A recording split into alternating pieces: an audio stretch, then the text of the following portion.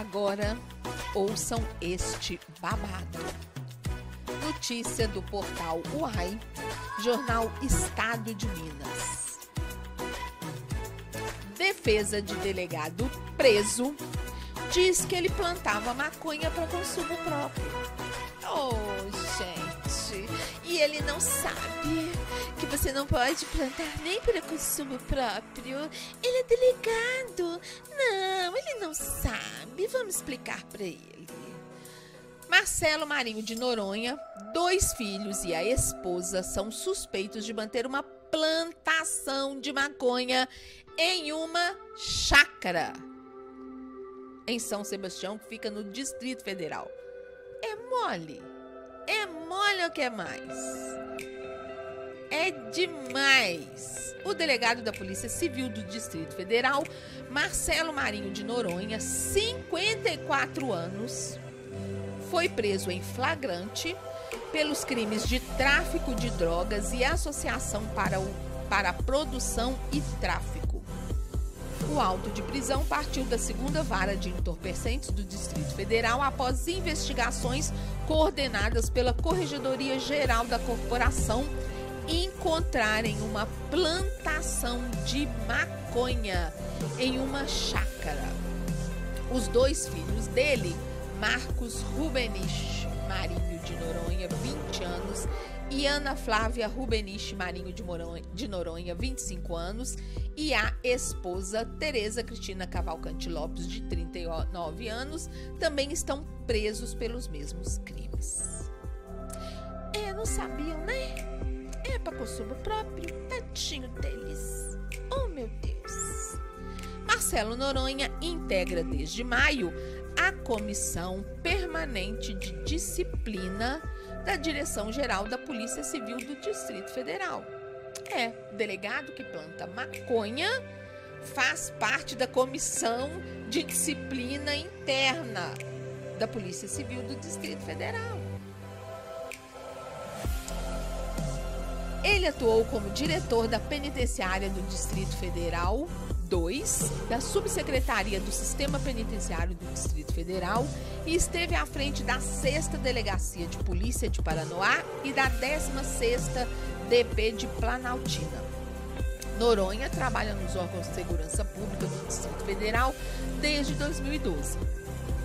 Após a prisão, o diretor-geral da Polícia Civil do Distrito Federal, Robson Cândido, pediu a exoneração do moço. A saída do delegado deve ser oficializada em publicação no Diário Oficial do Distrito Federal. Vale lembrar que o Estatuto da Polícia Civil, vale informar que o Estatuto da Polícia Civil prevê exoneração em caso de condenação por crime, porque senão também não podia não, tá? Então, as coisas não são assim, a gente lê as notícias e depois fica querendo que se repliquem em outros campos ou em outros estados, e a gente tem que ver o estatuto e a lei de cada órgão, de cada classe, de cada estado. Mas no caso do Estatuto da Polícia Civil, o estatuto que rege os policiais civis do Distrito Federal, aqui em Minas também, depois de condenado criminalmente por ser... A maioria dos estatutos tem, para falar a verdade, mas como a gente não conhece todos, não vou dizer que, né, todos são assim. Mas aqui em Minas também eu sou servidor estadual, não sou polícia, sou da área administrativa, e se eu for condenada por crime, depois que o processo transitar em julgado, ou seja, quando não couber mais recurso, rua pra mim. Foi o caso dele. Bom, durante a audiência de custódia, o juiz substituto do Núcleo de Audiência de Custódia do Tribunal de Justiça do Distrito Federal e Territórios, Evandro Moreira da Silva, converteu a prisão em flagrante dos 4 suspeitos em preventiva. Segundo a decisão do magistrado, a prisão foi mantida devido ao envolvimento dos acusados com o caso. É o seguinte, você só pode, e aí pior que agora eu vou falar, esqueci de confirmar, com base no que eu conhecia, mas eu não sei se mudou. A prisão em flagrante, ela só pode ocorrer pelo prazo necessário para o delegado confirmar o fato criminoso, quem praticou e onde que praticou. Colhidos esses elementos, ele tem que soltar a pessoa. E a pessoa vai responder pelo crime em liberdade. Exceto quando a pessoa se encaixa dentro daqueles casos em que a lei permite, então, ao invés de soltar, porque a prisão em flagrante, ela é no máximo por 72 horas, se não me engano. Me corrijam quem tiver aí nas lives, por favor.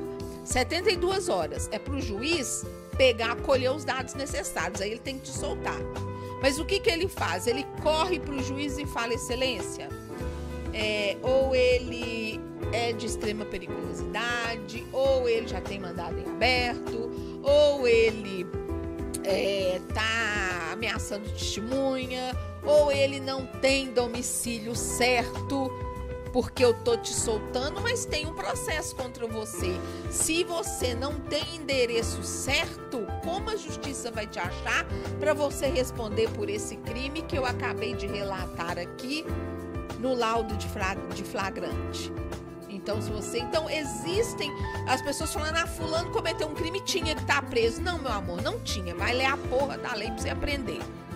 O Código Penal determina quais são as situações em que a pessoa pode ser ou continuar presa antes de condenada condenada e do trânsito em julgado dessa condenação, não havendo mais recursos. E foi o caso.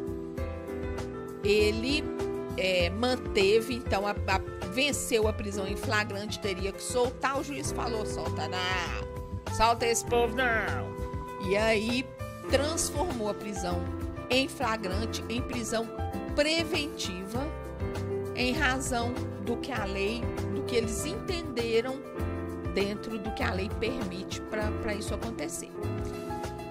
A investigação policial contra o delegado iniciou após uma denúncia anônima. Eita, dedo duro é bom demais. Depois vocês falam que não gostam de uma fofoca. Olha a fofoca salvando a vida, salvando a sociedade dos tramulhentos, né? É a arte da fofoca. Após uma denúncia anônima, a qual apontava que Marcelo atuava em esquema de tráfico de drogas com os 2 filhos. Ele produzia e vendia. Tendo em vista a gravidade das acusações, policiais iniciaram o monitoramento dos suspeitos e chegaram em uma chácara no Distrito Federal, onde foi encontrada a plantação de maconha. Segundo consta no documento da audiência de custódia, o local estaria vinculado à esposa de Marcelo, Tereza Cristina. Os autos revelam que um jardineiro recebia R$700 por semana para cuidar do cultivo.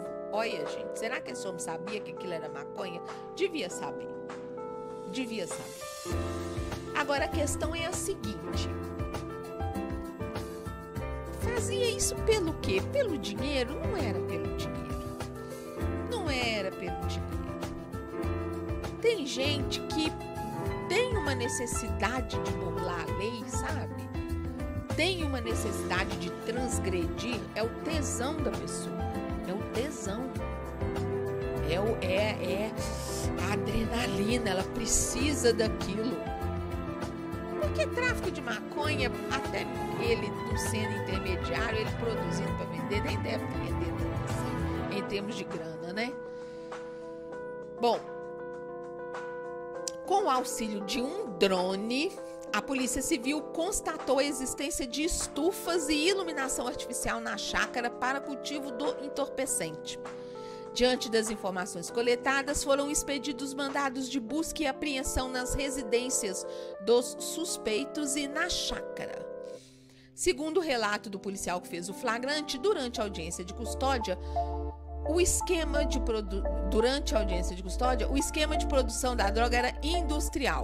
O policial relatou durante a audiência de custódia que o esquema de produção da droga era industrial. abre aspas, nunca em 22 anos de polícia havia visto algo semelhante, fecha aspas, afirmou o policial. Foram encontrados no local instrumentos como estufa, iluminação artificial, sementes, vasos, tesouras, balanças de precisão, documentos supostamente relacionados ao ilícito, armas e munições, inclusive de propriedade da Polícia Civil.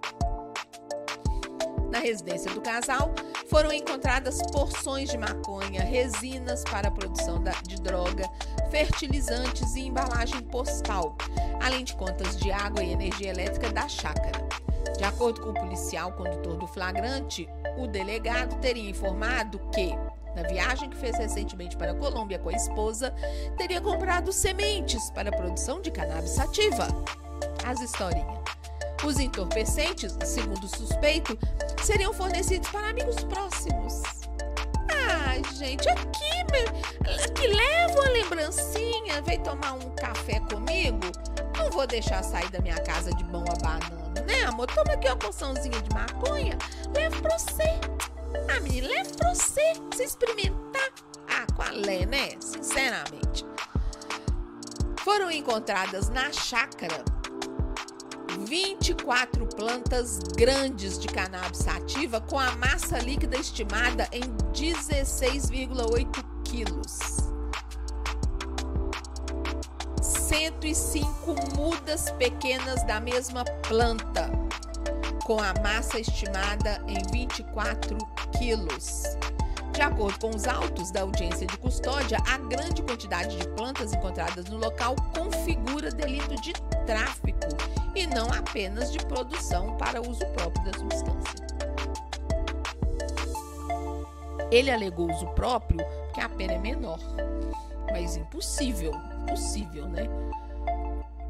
O advogado de defesa da família, Kleber Lopes de Oliveira, disse que vai entrar com pedido de habeas corpus. Abre aspas, houve uma precipitação da polícia em afirmar que o delegado estaria envolvido em esquema de tráfico. As plantas são pequenas ainda, são mudas e muitas nem vingam. Ainda bem que é muda, porque se elas falassem, gente, imagina. Não tem nenhum elemento que prove a participação do delegado na prática de tráfico, afirmou o advogado. De acordo com ele, Marcelo Noronha teria plantado as mudas para uso terapêutico próprio. Olha, agora maconha trata criminalidade ordinarice da pessoa? Então tá bom, né?